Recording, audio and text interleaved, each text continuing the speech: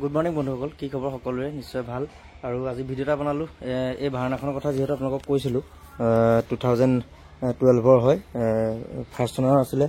34,000 গাড়ীখন ৰানিং হৈছে। গাড়ীখন অলপ লেতেৰা হৈ আছে বাৰু, কাৰণ গাড়ীখন বাহিৰত যিহেতু থৈ দিয়া আছিলে। ইণ্টেৰিয়ৰ চিণ্টেৰিয়ৰটো মজা হৈ আছে। এইখনতো ৰিভিউ আপোনালোকক নেদেখাওঁ বাৰু, অলৰেডি এইখন ৰিভিউটো মই আপোনালোকক ভালকৈ কোৱাই আছে। এই ভাৰনাখন আপোনালোকে যদি কোনোবাই গোলাঘাট ডিষ্ট্ৰিক্টৰ আণ্ডাৰ যোৰহাট ডিষ্ট্ৰিক্টৰ ভিতৰত যদি কোনোবাই লয়, তেতিয়াহ'লে এইখন গাড়ী আপোনালোকে ৰিফাইনেন্সত ল'ব পাৰিব এবছৰৰ কাৰণে।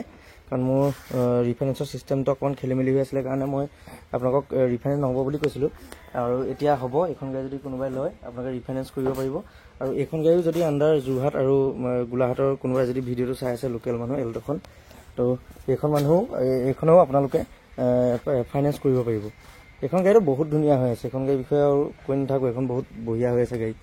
আৰু বাকী ইফালে আপোনাৰ এইখনটোতো আপোনাৰ ৰিফাইনেন্স কৰিব পাৰিবই। আৰু লগতে 2015 চনৰ এইখন ধূলি পৰি গোটেই লেতেৰা হৈ আছে গাড়ী। ফিগো দেখিছে, ফ'ৰ্ডৰ 2015 চনৰ পেট্ৰল ফিগো একদম বঢ়িয়া হৈ আছে গাড়ী। দুটা চাবি আছে, ইউজাৰ মেনুৱেল চব ডিলাৰৰ পৰা যি দিয়ে চব আছে।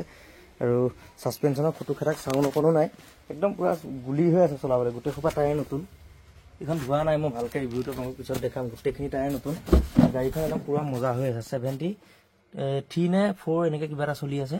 স্মুথ হৈ আছে পূৰা চলাবলৈ, বঢ়িয়া হৈ আছে। আৰু এইখন গাড়ী আপোনালোকে ল'ব পাৰিব। আৰু এইখন গাড়ী আপোনালোকে কেছতে ল'ব লাগিব। ল'লে আৰু এইখনৰ প্ৰাইচটো হ'ব একেবাৰে ফিক্সড প্ৰাইচ 165। 2015 লাষ্টৰ গাড়ী। ইঞ্চুৰেঞ্চ পলিউশ্যন চব up to date including transfer. যদি আপোনালোকে এইখনলৈ ল'ব পাৰিব, একো কাম নাই। ভাবিলে কওঁ ৰিভিউটো বিশেষকৈ মই ভিডিঅ'টো বনালোঁ এইখনৰ কাৰণে।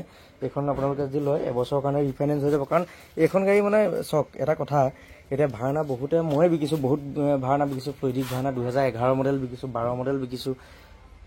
গোটেই মানে ফ্লুইডিক ভাৰনা পাব লাগে টান। আৰু আটাইতকৈ ৰিচেল ভেলু এইখনৰে বেছি, নতুন ভাৰনাখনতকৈ। এইখন মানে ছেটটো দেখিবলৈ বহুত ধুনীয়া।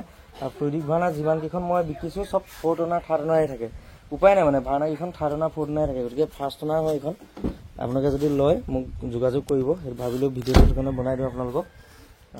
ডাউন পে'মেণ্ট আপোনালোকে 0টো পাই যাব যদি চিভিল ভাল। কিন্তু এখন এবছৰৰ কাৰণে হ'ব। আৰু গোলাঘাট যোৰহাটৰ ভিতৰত যদি লয়, বাকী আদাৰ ডিষ্ট্ৰিক্ট হ'লে এইখন অকণমান দিগদাৰ হ'ব কৰিবলৈ। যদি কোনোবাই কেছত লওঁ বুলি ভাবে তেতিয়াহ'লে এখন ফিক্স প্ৰাইচ এখন 2,40,000 টকাত মই দি দিম। 2,40,000 টকাত এখন আপোনালোকক মই ইনক্লুডিং ট্ৰান্সফাৰ চব কৰি দিম। আৰু 34,000 জেনুইন ৰানিং। চ' ভাবিলোঁ ভিডিঅ'টো আপোনালোকক দেখুৱাই দিওঁ। তো ভিডিঅ'টো ইমানেই আছিলে। Bye bye.